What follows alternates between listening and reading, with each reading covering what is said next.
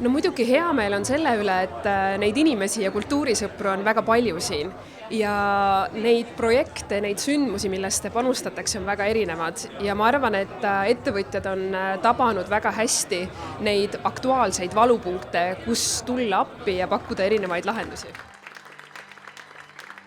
Kultuuripartnerlusest ja eraettevõtjatest rääkides ei ole küsimus ainult selles, kui palju raha nad panustavad, aga kui palju oma teadmisi, oskusi, kogemusi ja kontakte nad panustavad. Ja ka täna on siin ettevõtjad, kes ei panusta oma rahaga, küll aga oma erinevate oskustega. Ma arvan, et see töö seisab meil ees, et kaasata just neid ettevõtjad, kes ei ole veel kultuuri panustamist enda jaoks avastanud. Ja tänane sündmus võiks sellele kaasa aidata? Kindlasti ja ma arvan, et ühest küljest me ju tunnustame, aga teisest küljest me tõstame ka esile neid inimesi avalikult, kes täna on seda tänuväärset tööd teinud. Ja Ülle on olnud väga aus.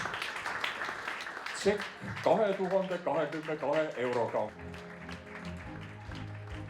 See kuulub rahvamajade inimestele, nendele tublidele, sadadele inimestele, kes Eestimaa rahvamajas töötavad ja nad on suure südamega ja suure tööjõuga ja nad tõesti hoiavad Eesti kultuuri nii, kuidas nad jaksavad. Et kui nagu pead kokku panna, et peaks ikkagi leidma need rahad ja vahendid ja selle mõistuse, et seda rahvamaja ja raamatukogu alles hoida, sest need on olulised Eesti riigile. Paljudes kohtades tehakse otsused liiga omavalitsuse, kas siis volikogu või vallavalitsuse keskselt rääkimata kogukonnaga, et aeg on nüüd ikkagi nagu mõelda jällegi selle peale, et kogukond ütleks välja oma soovi ja tahtmise. Eesti kultuuri eest surmani.